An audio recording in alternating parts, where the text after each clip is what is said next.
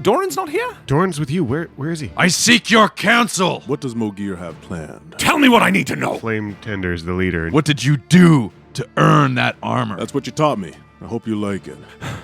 This is a tinderbox. We sure earning our reputation we got around here today. I just don't understand. We could talk about this later. No, Dorin! You gotta make right here. Kraloth begins to clap. I think he's heading to Jalanthar.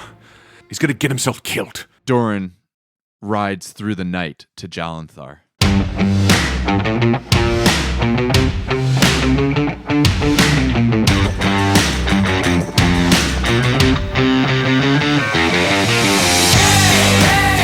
Welcome back to Dice Shame. This is episode 133, Blood Will Have Blood. MVP this week is Jay Manilad, who's just joined us on Discord.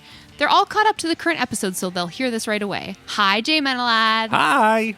This week, I'd like to shout out the incredible artistic talents of Maggie Breeze, aka Artistic Witch, who's been spoiling us with some beautiful, malevolent fan art. She did a lovely piece of Arthur and Faerun in a quiet moment playing the piano together that took our breath away. Amazing job, Maggie, and thank you so much for sharing your work with us. Yeah, really incredible work. All right, shall we do this? Yeah, let's play some D&D. Woo!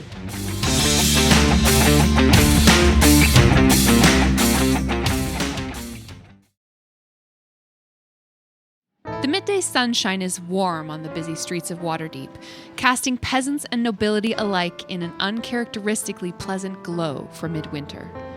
People of all races and sizes travel the streets on their private errands, and alone among the crowd we see our favorite dwarf, Dorin Ironfist, making his way somewhere. Dorin is looking frazzled. He's rushing back to the city of the dead. Mm-hmm. You know, he's kind of got an eye over his shoulder. He's taking a different path. He doesn't want Red to follow him.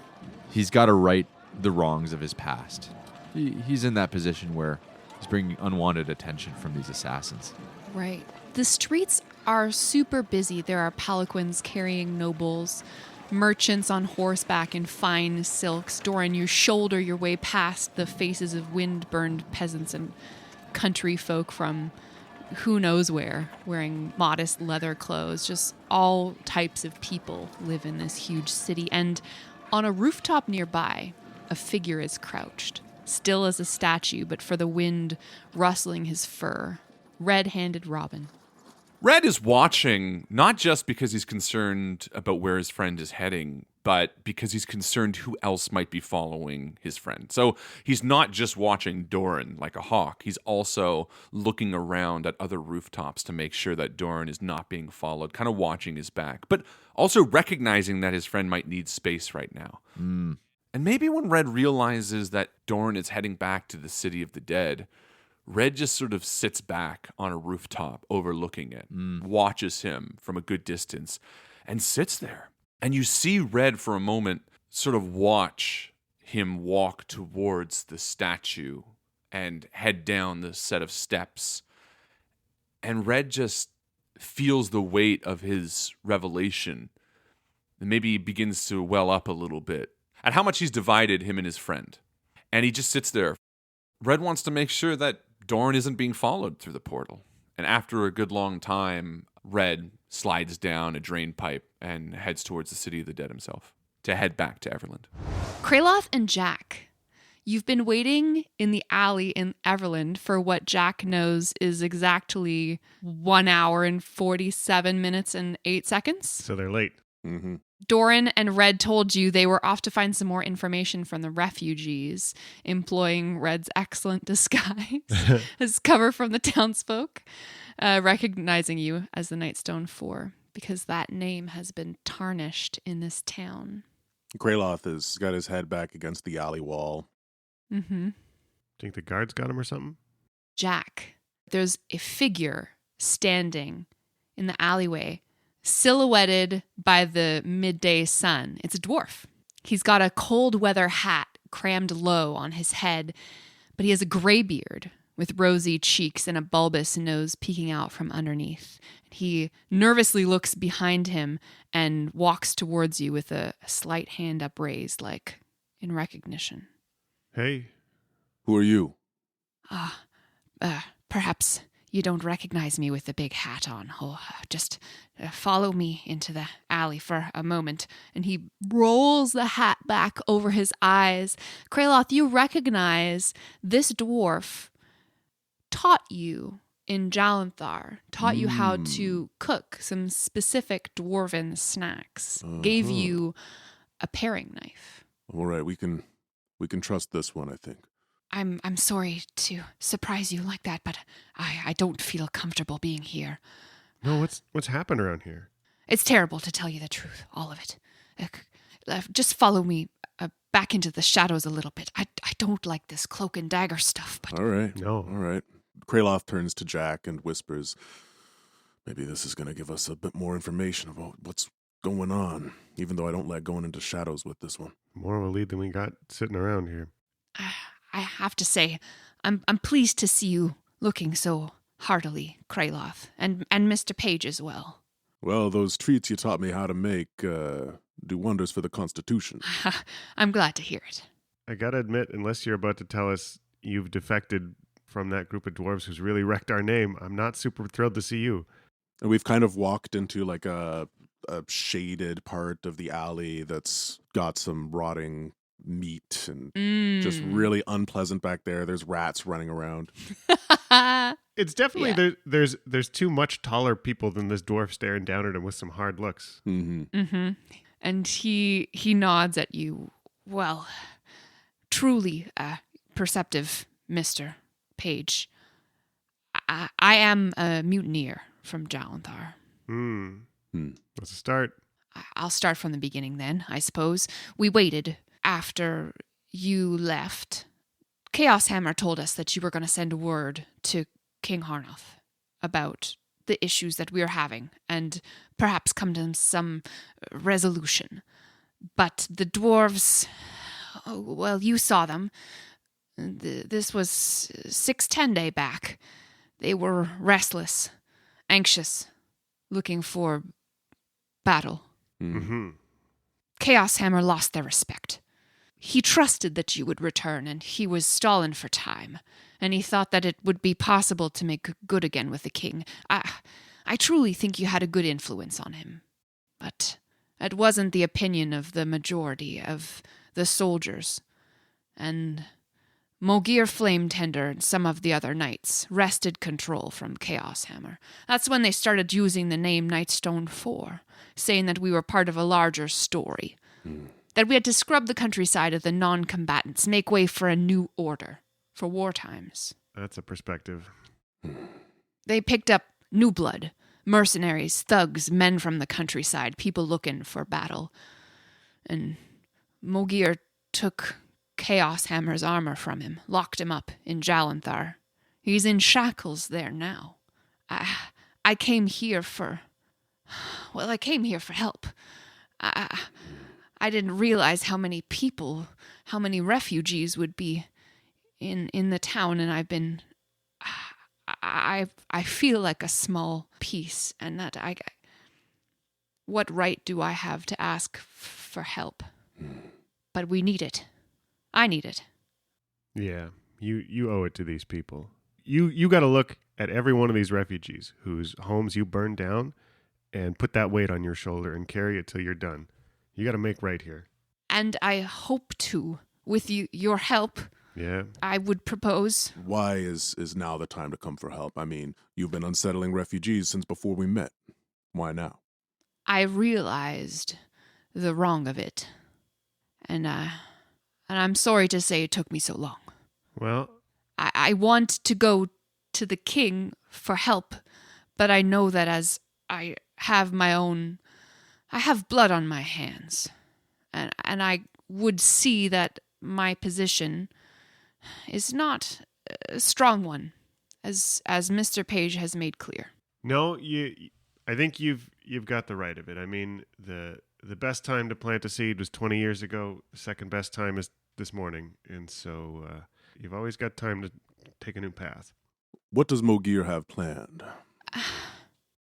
He plans to bring the giants down on the countryside. Bring them down here. From wherever they live. To use this country as a lure to wage war, to create a battlefield on the doorsteps of Everland. How does he intend to do that? Some sort of giant bait? By using as much of this countryside to bait in the giant threats as he can. And then Jack stops for a minute to check in with the time, and Red and Dorin are an hour later, 47 minutes and 30 seconds or something. Sit tight. Our friends are coming back soon. And I feel like as Jack is sort of contemplating that, you see Red, no longer disguised, striding towards the two of you out front of the bakery. He almost doesn't notice you at first. You see him sort of looking towards the front of the bakery, concerned. He spins his head around. Over here. Oh. Red walks forward, seeing the dwarf with you. And suddenly he sort of, gets a little nervous, and he takes a slow step towards who he thinks is Dorin. Look, I'm sure Dorin already said. And then he turns to you, and you see that it's this gray-bearded dwarf. Oh, I'm sorry. I don't think we've met. Oh, wait a minute. No, you're one of the Chalantar dwarves. I remember you. Wait, hold on. Doran's not here? No. Where is he? Inside? He was with you. What do you mean?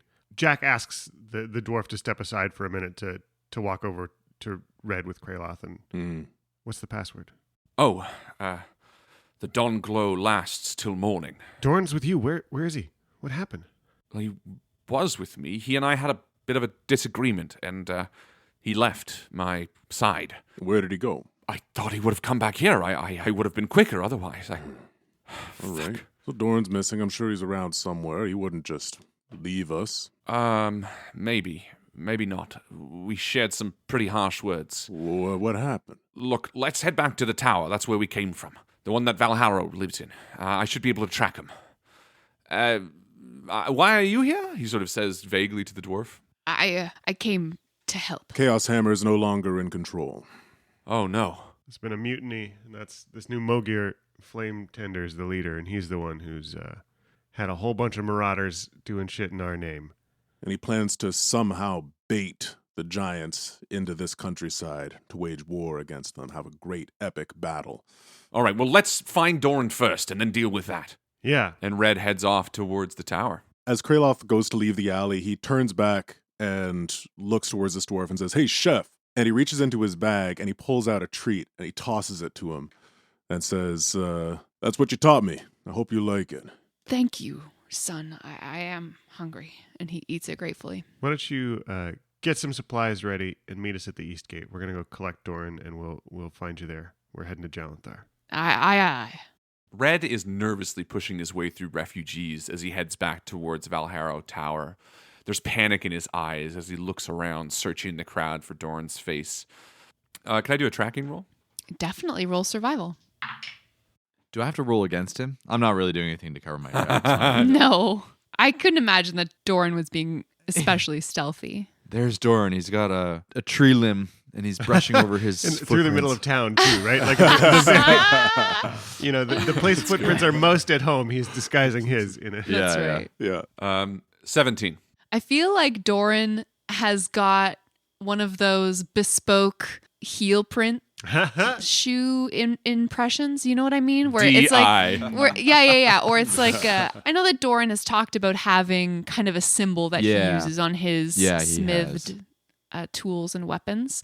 And I feel like there's like one of those in like your left heel print. And Red. D-I-D-I-D. But it's hard.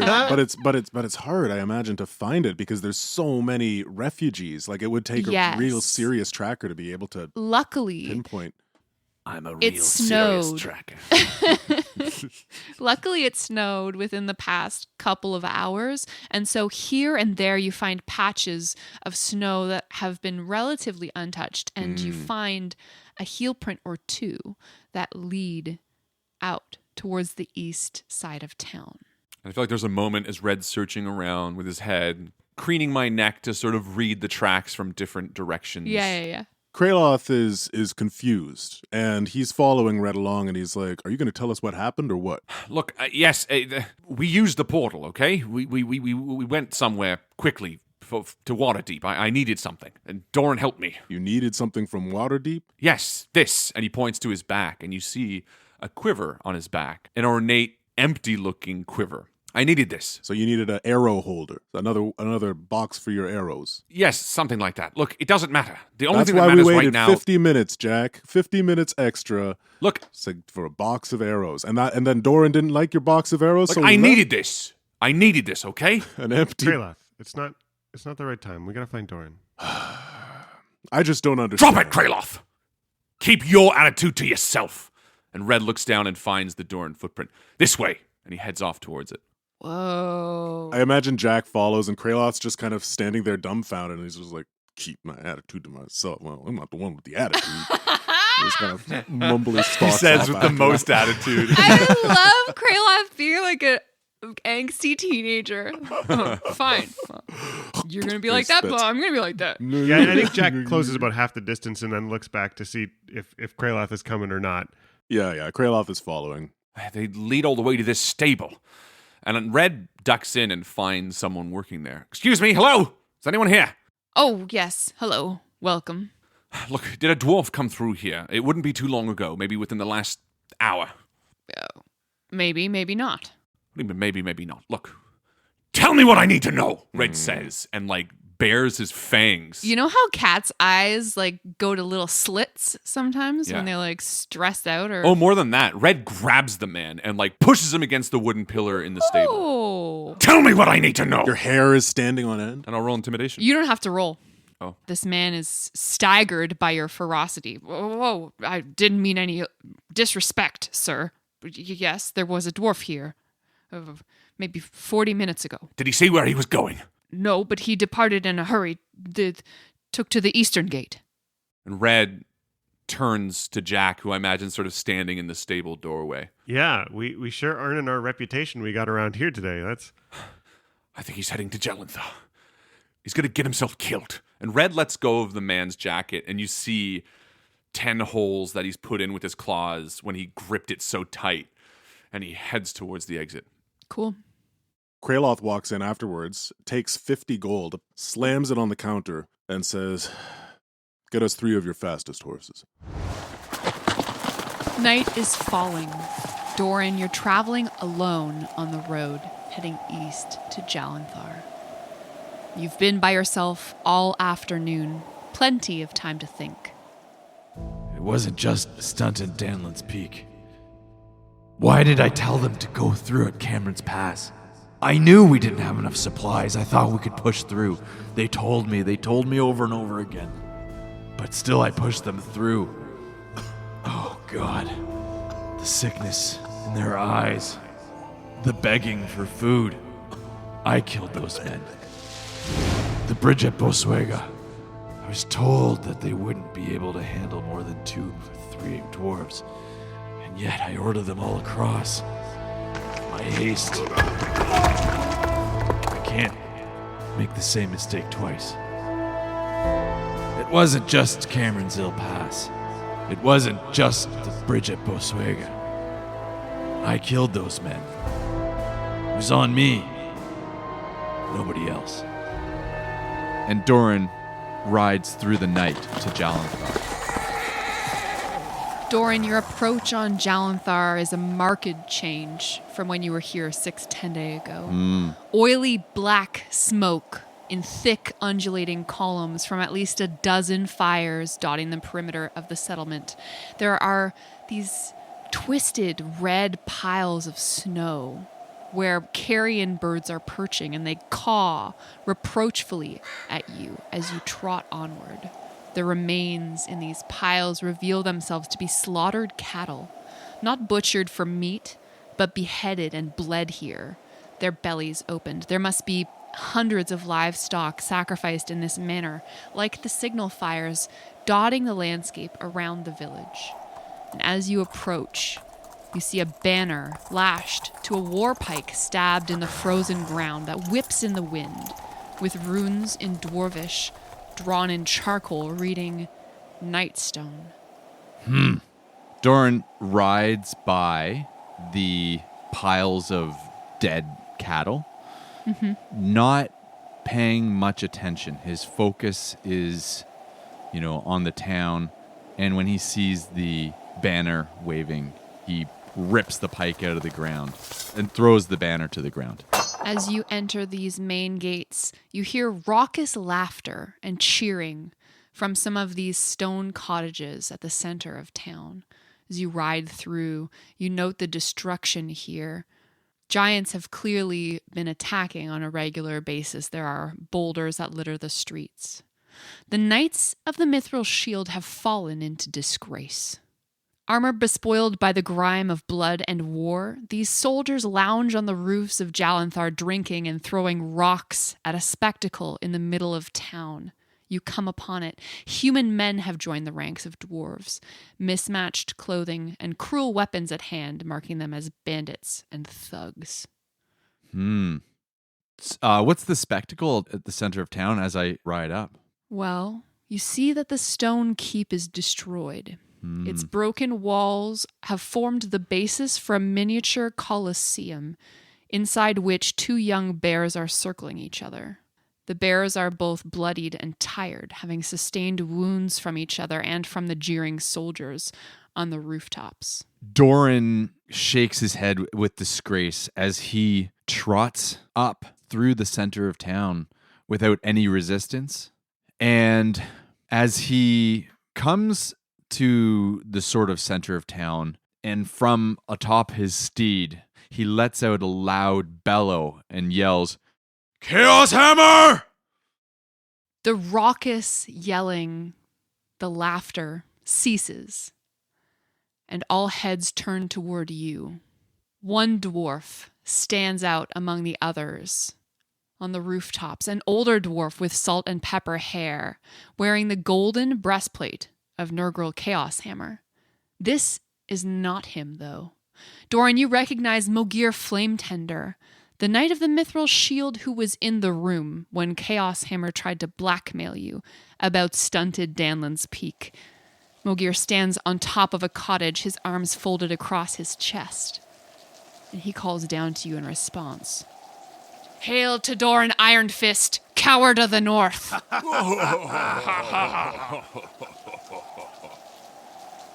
Where's Chaos Hammer?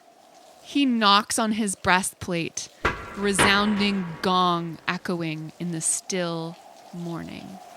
"Nurgle gifted me this breastplate after I generously permitted him to live. He's twice the coward you are. You should have seen him groveling and sniveling for mercy, pleading for me to take anything but spare his life." He spits on the ground. Doran's face does not change his stoic look, unfazed by the laughing. "I seek your counsel. If you deem yourself to be in charge of this rabble, come down here. Speak with me." Big words from such a tiny dwarf. The lands of the north are being cleansed with the fires of war. We dwarves, and those brave enough to stand with us, stand alone against the giant horde. And yet you stand there, and you won't come down and talk with me. What is this, some performance you put on for your bandits? He throws a cutting eye towards some of the dwarves that he knows. The people who taught you to run. He hops down from the rooftop and approaches you on your horse, circling you, casting a critical eye over everything he sees. "Why did you come here, Dorin? What business have you here?" And Dorin steps off of his horse, slapping the horse's rear and having it gallop off. "We had a hunting party set the ambush for a pair of giants just yesterday. See their heads decorating the palisades? Where is your glory? Where is your honor, Dorin?" I hold my honor in my heart and in my fist. I need not show trophies of my winnings. I am here. For what? To join us? I come here to talk sense and honor back into the Knights of the Mithril Shield. There was a time where we stood together, not at odds. And look around you. I see death and destruction. I came to speak with who's in charge. Mogir, what did you do to earn that armor? I put Chaos Hammer in his place. Now, if you mean to tell me that you won't be joining our ranks, but you're keen on telling me what I should do with my force, it seems like we have a conflict of interests. Dorin makes his grandstand to the group, to the people that are watching. And then he turns back and faces Mogir. And without a hesitation, steps right up. Not in a position of attack. And he says, Mogir, do you not see what has become of you? You lead a band of rebels, criminals. On my way from Everland, I left refugees, people who fled from their homes. And for what? So we could hang giants' heads from pikes? We could take this to battle. Or we could choose to be better than what we're being. I am working with my companions to sort out the problem with the giants. And we could use strong dwarves like you to help us to protect our world from destruction and devastation. But what I see when I look around is not someone that helps, but someone that is causing just different problems. Mogir, let us find peace. What an embarrassing display. I see that you're keen on disagreeing with me and with all my men who are here to protect the countryside from the giant threat at any cost. And you riding in here by yourself, mincing words. I can tell you now, we won't be changing our mission, Mr. Iron Fist. Tell you what. Being that it's war times, we settle our differences the dwarven way. Blood sport. Single combat, you and me, right now. Winner keeps the spoils. Loser bleeds into the dirt until they're fucking dead and enjoys all the infamy of a common, unmarked grave, deserving of your pitiful steel. facing now away from Mogir as he speaks, Dorin finds a large grin forming upon his face. And he turns back to Mogir and he says, I hoped that you would say something like that. You are a dishonorable dwarf, and I would like nothing more than to take your head from your body. And he unsheathes his axe and begins to remove his armor. Mogir turns to the crowd and yells, "Bring me the worm!" A man and a dwarf drag Nurgle Chaos Hammer forth from some dark hut. He's manacled and naked except for some underclothes. His red beard and hair have been cut off. His muscled frame is starved and he's been beaten. His eyes shine with tears of rage and shame. Nurgle will get to see me kill you, Iron Fist, the way I should have killed him. We do this in the tradition. And he begins to take off his armor as well. Doran's eyes look into the eyes of Nurgle. An old friend, really. They may not have always seen eye to eye, but facing Mogir, they certainly agree. The crowd shepherds you and Mogir into the fighting pit. His torso is striped with the silver of old scar tissue, his chest gray-furred and broad. The golden breastplate is off to the side, fallen into the dirt and forgotten. And he selects a battle axe from the hands of another soldier and tests its weight, swinging it in long, smooth arcs. He stares deeply into your eyes. Are you ready for this, Dorin? It's your last moment. Doran stands in the gray, cold air. Dorin, roll for initiative. That's going to be an 18. Ooh, Whoa. nicely Nice. done. Good. Dexterous Hot on the Doran. toes. Also, Dorin, inspiration for your wonderful address of the crowd. Thank Well done. you. Good job. Thank you very much. Okay, Dorin, it's up to you to make the first move. Mogir's ready for you. He's circling you in this pit. Freezing rain begins to fall on the crowd, on the huts. You can hear the pellets of ice striking the ground and armor as you consider your first move. Dorin is going to use a bonus action, and he's going to feign an attack. I'm going to use my inspiration. Great. 28 to hit, Yeah, you hit. 13 damage, 12 to hit. No, you miss. Okay, 21, Yes. 14 points of damage. Nice. So Dorin Yeah. feigns an attack. He kind of brings his axe up and almost pokes at Mogir's face, but then doesn't, leans back, and turns around and slashes him right across the chest, causing 13 damage.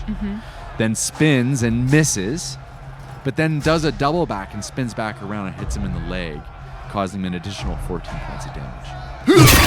Good description. Yeah, really good. Thanks. Mogir wipes blood from his body and then charges you. But then at the last second, he dips down and grabs a handful of dirt and throws it in your face, trying to blind you. Make a dexterity saving throw. That is going to be a 14. No, Dorin. Really?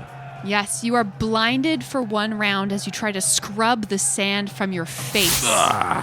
Then, with that advantage, he presses closer to you with a 24 to hit. Yeah, that hits.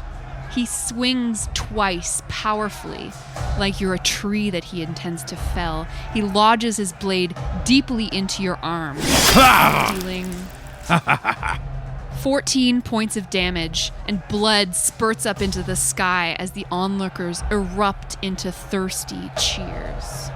Then, with an action surge, he attacks again. 21 to hit.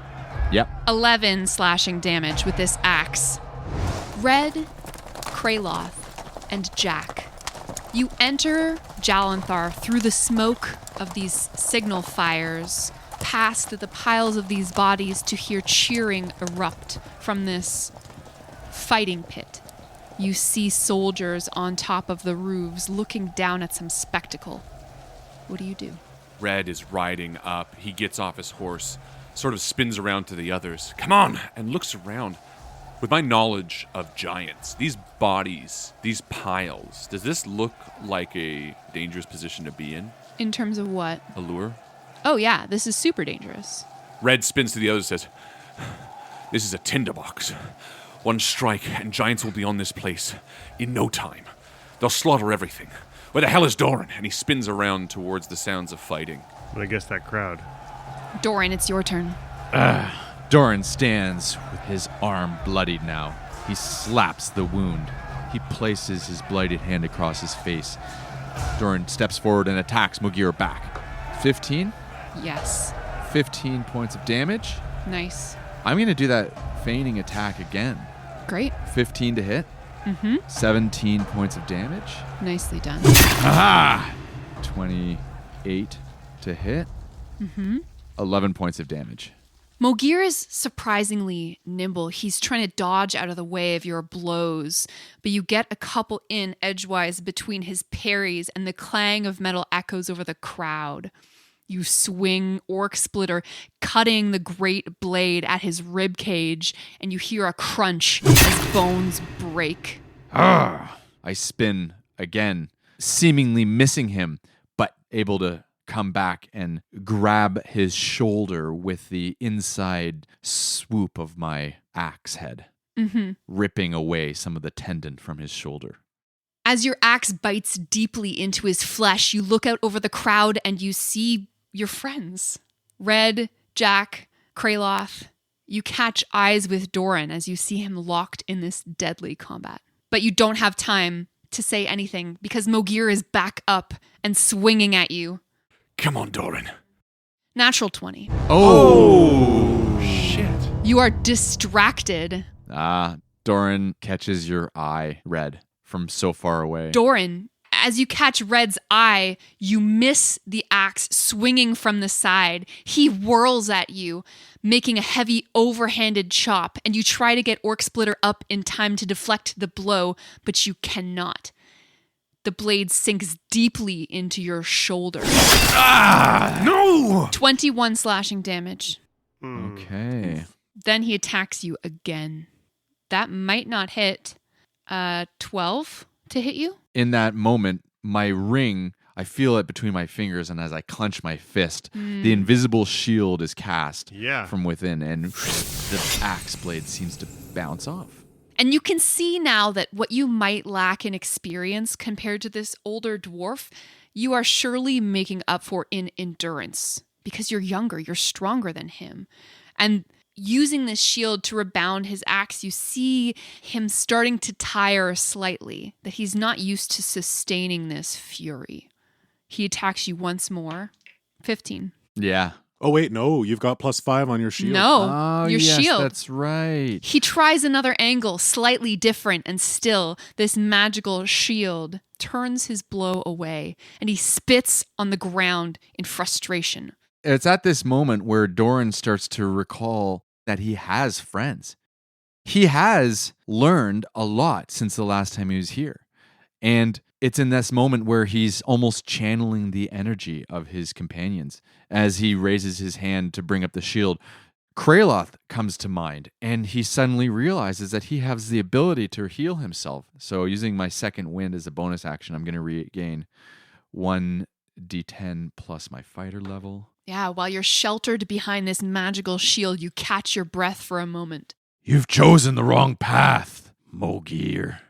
Dorin raises his axe above his head, swinging it in a downward angle. I'm going to use Lucky Okay. and reroll Nice. that. Nice. Yeah. Well done. 20, an unnatural 20. Yes, you Nice. hit. Oh, wow. Yes, doing 17 damage. Ooh. You sink your axe into the top of the warlord's skull, splitting part of his head down to the neck.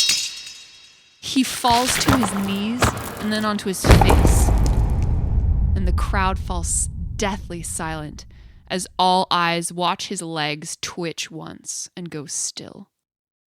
You have defeated Mogir Flametender. Yes! Kraloth begins to clap. Dorin tries to hold his composure as the body of Mogir falls before him. He steps onto his chest, and with a swift pull of his wrist, the axe comes loose of the dwarf's skull. As I said, He turns to the crowd. Mogir chose unwisely to follow this path of destruction.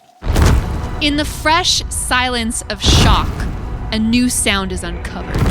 One that was unheeded until revealed in defeat. The sound of giant footsteps and the baying of hounds.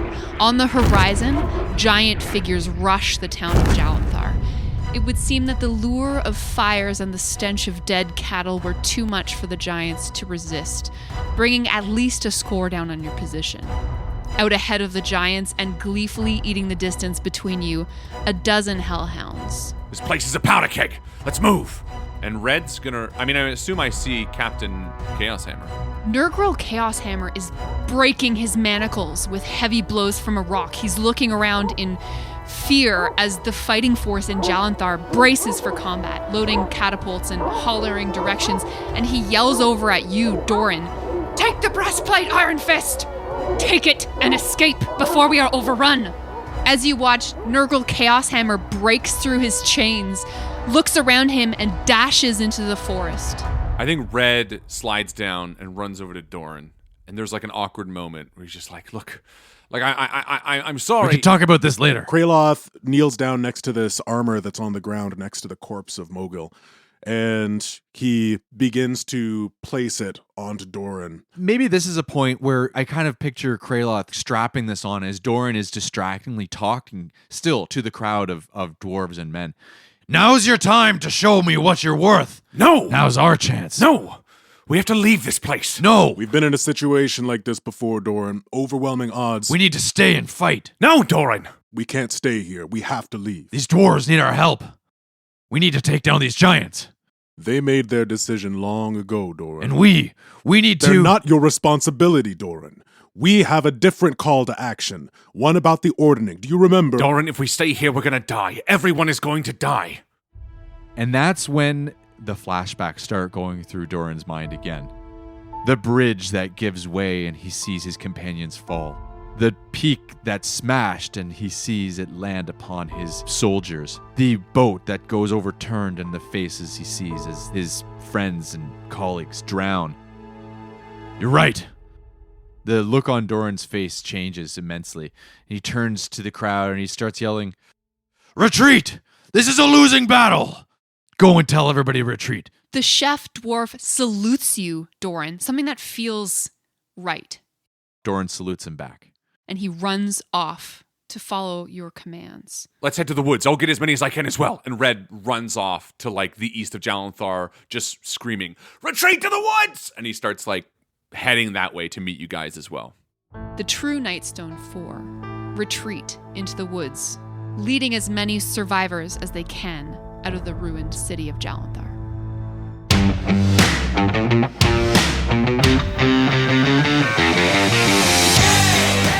Thank you once again to our wonderful Patreon supporters, Christopher Ryan Evans, Alexander Reed, Merlin, Mitchell Cadwell, Michael and Brianna Weber, Brian Blass, Heather Nichols, Colin Burkhart, Daniel, Tara Smith-Blass, Doug, Gray, Jackie and Rain, Creature, Stephen Lovett, Jessica Orrit, Jonah Goldman, Melanie Sheehan, Lars, and Mari Kaniski.